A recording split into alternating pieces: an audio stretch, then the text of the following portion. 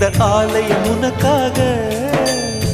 வானில் ஒரு புயல் மழை வந்தால் அழகே என்னை எங்கனம் காப்பாய். கண்ணே உன்னை என் கண்ணில் வைத்து இமைகள் எனும் கதவுகள் அடைப்பேன். சத்தியமாகுமா? நான் சத்தியம் செய்யவா? தொடு தொடுவெனவே வானவில் என்னை தூரத்தில் அழைக்கின்ற நேரம். உவா